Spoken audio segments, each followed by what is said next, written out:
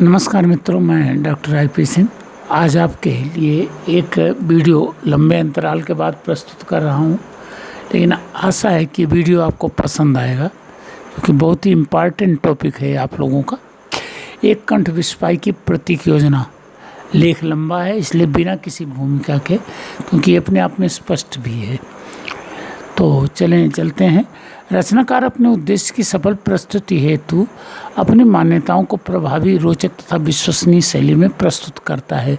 इसके निमित्त वह ऐतिहासिक, पौराणिक या राष्ट्रीय घटनाओं के विख्यात प्रसंगों की मदद लेता हुआ अपनी बात कहने का प्रयास करता है, परंतु संदर्भों का उपयोग मूलतः विश्वसनीयता या रोचकता का वातावरण निर्मित करने हेतु किया जाता है। ऐसा हो जाने पर रचनाकार इसमें स्वेच्छानुसार अपने काल्पनिक संदर्भों का समन्वय करता है। मूल कथा वस्तु से काल्पनिक संदर्भों का जितना सफल समन्वय होता है, रचना उतनी ही प्रभावी बन जाती है। ये प्रतीक रचनाएं कही जाती हैं। एक कंठ विस्फाई इस दृष्टि से एक ऐसी रचना है, इस एक तरफ इसमें आद्योपांत प्रतीकात्मकता का समन्वय हुआ है, तो दूसरी तरफ कल्पना का भी व्यापक समन्वय किया गया है। स्वयं लेखक ने नाटक के आरंभ में आभार कथा के अंतर्गत इस तथ्य का स्पष्ट संकेत दिया है। शिव पुराण की सुप्रसिद्ध सतीदाह की घटना को केंद्र में रखकर उसने आधुनिक नई पीढ़ी की विसंगतियों को उजागर करते हुए सार्वहत के रूप में राजलिप्सा तथा युद्ध मनोवृत्ति का मारा हुआ एक ऐसा पात्र प्रस्तुत किया जो आधुनिक जनता का प्रतिनिधि पात्र या वर्ग चरित्र बन गया है।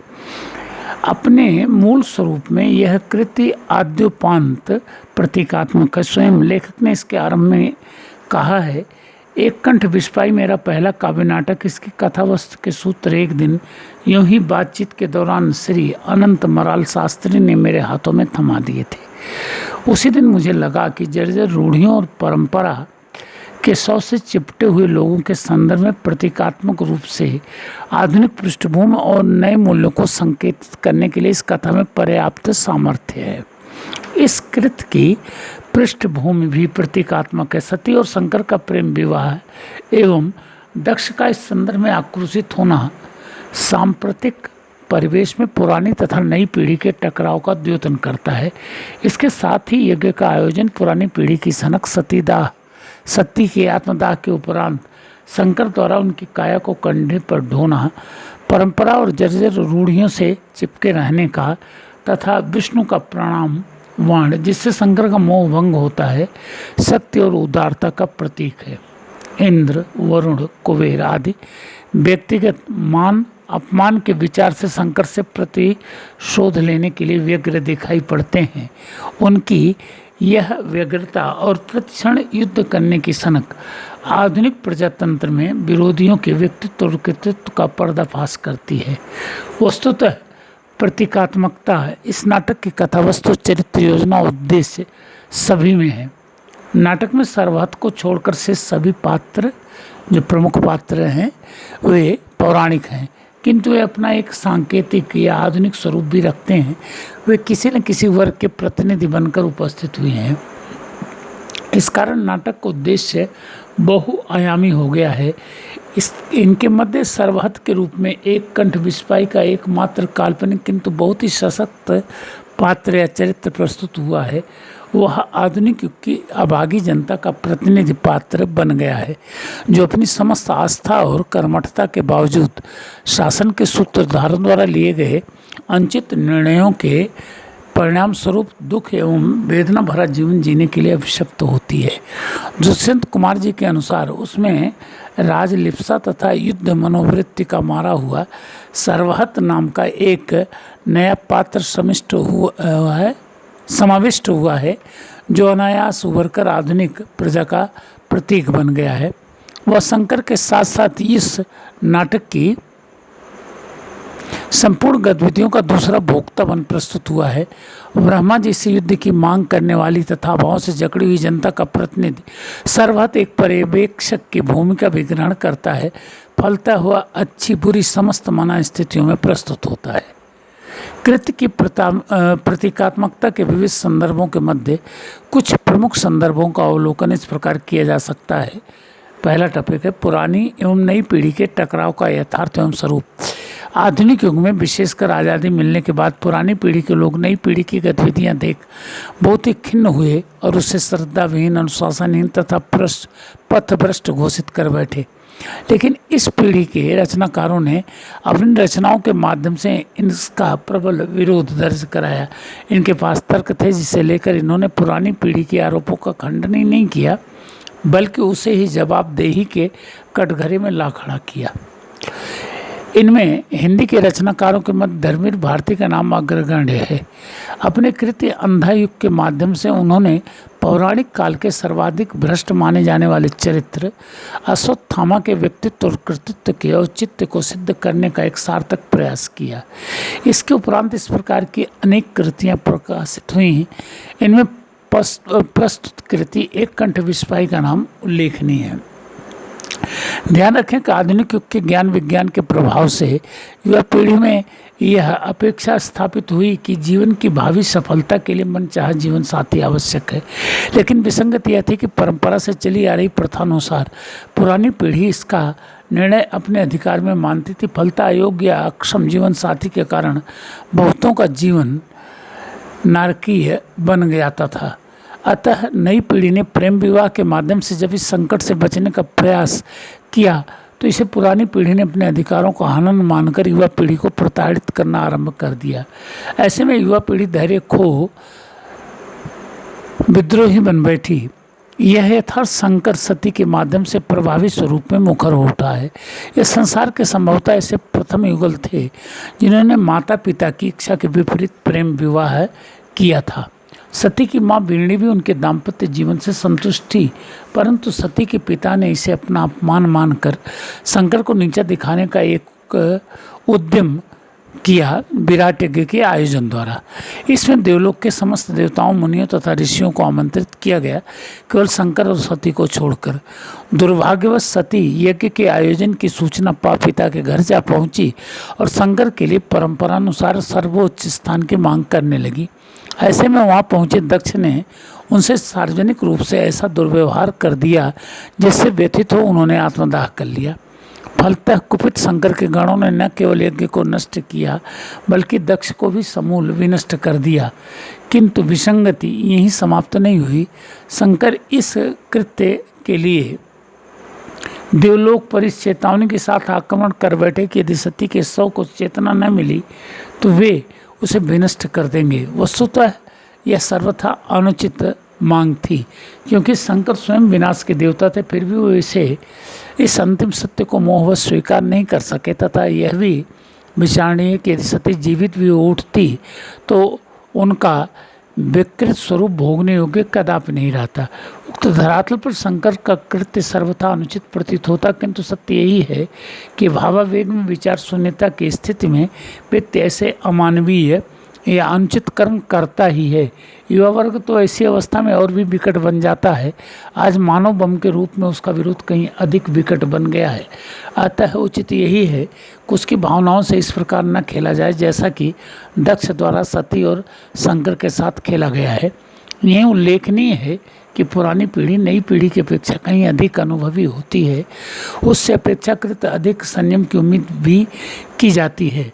अतः युवा पीढ़ी की इस विसंगत के लिए केवल उसी को जिम्मेदार ठहराया जाना अनुचित है। यही रचनाकार ने सांदर्भिक रूप से एक प्रसंग और प्रस्तुत किया है कि किसी भी विद्रोह का दमन करने के पूर्व विद्रोही को आत्म साक्षात्कार के लिए प्रेरित करना चाहिए, क्योंकि विद्रोह का दमन कोई स्थायी समाधान नहीं माना जा सकता। नंबर 2, जनता की मुख्य समस्या भूख का यथार्थ। आज़ादी मिलने के बाद यह देश प्रगति के आंकड़ों में ऊंचाई पर भले ही पहुंच गया, परंतु सत्य यह है कि यहाँ की आबादी के एक बड़े हिस्से का अभी भी भरपेट भोजन उपलब्ध नहीं हो पाता। दुष्यंत कुमार जी ने सर्वहत के माध्यम से आम जनता की इस मुख्य समस्या को प्रस्तुत करने का सार्थक प्रयास किया है। वस्तुतः किसी भी जाति या समाज के इंसान की प्रथम आवश्यकता रोटी, कपड़ा और मकान है। इसमें रोटी अर्थात भूख सर्वोपरि है। देश के नीति निर्धारकों का ध्यान इनकी तरफ है ही नहीं। जैसे इनकी तरफ है ही नहीं, क्योंकि वे स्वयं भी भूखे हैं, लेकिन इनकी भूख प्राकृतिक नहीं, कुछ और ही प्रकार की है। यज्ञ विध्वंस के उपरांत दूसरे अंक में सर्वत भूख से विह्वल हो विष्णु के सामने पहुंचकर रोटी मांगता है। इस अवसर पर विक्षिप्तता के कारण वह जो कुछ भी कहता वो आज के यथार्थ का एक घिनौना सत्य है। दुनिया में सब भूखे होते हैं, सब भूखे, कोई अधिकार और लिप्सा का, कोई प्रतिष्ठा का, कोई आदर्शों का और कोई धन का भूखा होता है। ऐसे लोग अहिंसक कहते हैं। मुद्रा नहीं खाते हैं, मांस नहीं खाते हैं, मुद्रा खाते हैं। सर्वहत भूख के कारण लगभग चेतना शून्य हो गया। लेखक मानता है कि भूख में अंतर हो सकता है, परंतु चेतना के धरातल पर देखा जाए तो स्पष्ट होगा कि गरीब की भूख ही शायद सच्ची भूख होती है, लेकिन समाज के विशिष्ट लोग उसके साथ ही उसकी भूख का भी अनादर करते हैं। आज हमारे इस विकासशील देश में न जाने कितने हसीन सपने देखे जा रहे हैं, परंतु सत्य यह है कि हमारे आम आदमी का एक बहुत बड़ा वर्ग भी जो भूखा नंगा हमारे साथ है। अतः यदि हमें परिपूर्ण विकास करना है तो इस वर्ग के उत्थान के प्रति गंभीर होना पड़ेगा। इस प्रसंग में दुष्यंत कुमार ने यह संकेत भी दिया है कि आज तक देश के राजनेता जनता को मूर्ख या भोला भाला समझकर अपना उल्लू सीधा करते रहे हैं, परंतु यथार्थ यह है कि वर्ग सब कुछ समझता, केवल अपने संस्कारों के कारण शांत रहता है। अतः अपने धैर्य को त्याग कर यदि वह विद्रोही मुद्रा में उठ खड़ा हुआ तो स्थितियां शायद बहुत ही विकट हो जाएंगी। तीसरा टॉपिक है आम जनता का यथार्थ। कार्ल मार्क्स ने शोषित एवं प्रताड़ित वर्ग के उत्थान के लिए एक नारा दिया था, संसार के मजदूरों एक हो जाओ। तो हमारे पास खोने के लिए कुछ भी नहीं, पाने के लिए सब कुछ है। इससे स्पष्ट होता है कि वे यह मानते थे कि गरीब मजदूर या किसान, जिसे वे सर्वहारा कहते हैं, शोषण के कारण साधन विहीन होकर भी कम से कम आशावादी तो होता है। अतः वह अपने दाय या अधिकार के लिए संघर्ष या विद्रोह कर सकता है। परंतु दुष्यंत कुमार का मानना यह है कि हमारे देश का आम आदमी मोहभंग के कारण परिस्थितियों से सर्वथा हताश हो गया है। शायद यहाँ के राजनेता और नीति निर्धारक भी यही चाहते हैं। यही कारण है कि रचनाकार ने उनके प्रतिनिधि के रूप में अपने काल्पनिक चरित्र को सर्वहत नाम से प्रस्तुत किया है। उनके अनुसार इस वर्ग को अपनी अवस्था का ज्ञान है, स्वयं सर्वहत ने स्वीकार किया है, पर अब मैं एक पगडंडी के सिवा और क्या हूँ। धूल भरी विस्मृत सी पगडंडी एक, जिस पर थके और जख्मी पदचिन्ह हैं अनेक, और जो परंपरा की तरह एक दायरे में चक्कर लगाती हुई चलती है।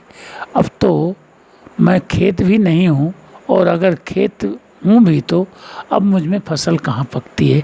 यही कारण है कि सर्वहत उन्मादग्रस्त अवस्था में पहुंचकर कभी कभी बहकी बातें करने लगता है। मोह भंग की स्थिति में ऐसा हो जाना स्वाभाविक है। इसके प्रस्तुत के लिए लेखक ने एब्सर्ड शैली का बहुत ही सार्थक प्रयोग किया है। मित्रों, एब्सर्ड शैली वह होती है जो पागलों की अभिव्यक्ति के रूप में प्रस्तुत होती है। इसमें बातें ऐसी कही जाती हैं, लगता है कि वो बिखरी हुई हैं, लेकिन उसके पीछे एक सशक्त दृष्टिकोण होता है रचनाधर्मी, उसको एब्सर्ड शैली कहते हैं। नंबर 4, युद्ध एवं हिंसा का यथार्थ। प्रत्येक व्यक्ति मूलतः अहिंसा एवं शांति का पक्षधर होता है। इस देश के नागरिकों की तो यह प्रमुख चारित्रिक प्रवृत्ति रही है। यद्यपि उनमें शौर्य तथा सामर्थ्य की कमी नहीं रही, परंतु उनकी आस्था सदैव जियो और जीने दो तथा सादा जीवन उच्च विचार के जीवन दर्शन के प्रति रही है। अपनी इन मान्यताओं के साथ इस देश के लोग दूसरे देशों में गए और उन्हें सराहा गया, इसीलिए इस देश को विश्व गुरु का सम्मानित संबोधन भी मिला। परंतु इस यथार्थ का एक दूसरा पहलू यह भी है कि यहाँ के लोगों को निरंतर युद्ध एवं हिंसा से भी सम्मुखीन होना पड़ा है। यह प्रश्न अद्यावधि उत्तर की प्रतीक्षा कर रहा है कि आज़ादी के प्रवेश द्वार पर जब इस देश का विभाजन युद्ध और हिंसा से बचने के नाम पर स्वीकार किया गया था, तब आज़ादी के बाद मात्र 73 वर्षों में इसे 3 बड़े युद्ध, 2 छोटे युद्ध और सैकड़ों सांप्रदायिक दंगों की त्रासदी से सम्मुखीन क्यों होना पड़ा। प्रस्तुत रचना के रचनाकार ने इसके दो पक्ष बताए हैं। प्रथम पक्ष विष्णु द्वारा प्रस्तुत किया गया है, जिसके अनुसार मुझे ज्ञात है हर परंपरा के मानने पर थोड़े दिनों तक सारा वातावरण शून्य से भर जाता है और परंपरा के चरणों में नतमस्तक उसका हर पोषक सहसा मन में डर जाता है अथवा आक्रामक या हिंसक हो उठता है। दूसरा पक्ष सर्वहत द्वारा प्रस्तुत किया गया है, जिसके अनुसार जो अपनी गर्दन ऊंची रखते हैं वे भी नए सत्य को सम्मुख पढ़कर नहीं देखते, वे भी सहसा नए प्रश्न से नहीं जूझते, उससे लड़कर नहीं देखते, सिर्फ व्यस्तताओं की रचना करके उसे टाल जाते हैं। और युद्ध भी व्यस्तता का एक नाटक है। उल्लेखनीय है कि प्रथम कारण सीमित दायरे में सक्रिय होता है, जबकि दूसरा व्यापक दायरे में। गहन अवलोकन से ये एक दूसरे के पूरक प्रतीत होते हैं। किसी भी हिंसक वारदात में इनकी भूमिका साझी देखी जा सकती है, परंतु विसंगत तो यह है कि युद्ध किसी भी समस्या का स्थायी समाधान नहीं होते। और इससे भी बड़ी विडंबना यह है कि कुछ ही लोगों की सनक के दुष्परिणाम स्वरूप अस्तित्व में आने वाले युद्धों का परिणाम गरीब जनता को भोगना पड़ता है। पांचवा और अंतिम टॉपिक है राजनीतिक यथार्थ। वर्तमान में अधिकांशतः प्रजातांत्रिक व्यवस्था कायम है, साथ ही यह सत्य भी नकारा नहीं जा सकता है कि व्यवस्था के समस्त संस्थानों का सूत्रधार राजनीति बन चुकी है। परंतु विसंगत तो यह है कि जो राजनेता आज़ादी की लड़ाई में अपने व्यक्तित्व और कृतित्व के कारण जन जन के चहेते बने हुए थे, आज वे देश के सर्वाधिक स्वार्थी, धूर्त, लंपट एवं चरित्रहीन लोगों में गिने जाने लगे हैं। विडंबना तो यह है कि ये निरंतर निरंकुश और संवेदन शून्य बनते चले जा रहे हैं। सर्वहत के निम्न कथन में इसका नग्न यथार्थ अनावरित हुआ है, जिसके अनुसार क्या बच्चों सी बातें करते हैं आप लोग शासक हैं और शासकों को कहीं रक्त की कमी हुआ करती है। अपना उल्लू सीधा करने के लिए राजनेता कुछ भी कर सकते हैं। और तो और इन्होंने संविधान तक को अपनी अपेक्षाओं के अनुसार परिवर्तित किया है। चतुर्थ अंक में इंद्र को युद्ध की अनुमति देने से मना करते हुए ब्रह्मा ने इसका स्पष्ट संकेत दिया है। क्या कहते हो देवराज, क्या यह भी लौकिक नेताओं का प्रजातंत्र है जो जब चाहे इच्छाओं से परिवर्तन कर नियमों को अनुकूल बना ले? ऐसे में इनसे जुड़ी रचनात्मक अपेक्षाएं निरंतर दम तोड़ रही हैं। यही कारण है कि इस देश की जनता को इस नाटक के रचनाकार ने सर्वहत कहना पसंद किया है। इंद्र, वरुण और कुबेर के माध्यम से धूर्त राजनेताओं और ब्रह्मा के माध्यम से विकट परिस्थितियों में किंग कर्तव्य विमूढ़ होने वाले राजनेताओं के चरित्र का अंकन किया है। ये सभी आज के परिवेश में प्रासंगिक हैं, परंतु यथार्थ यही कि आज इन्हीं का बोलबाला है।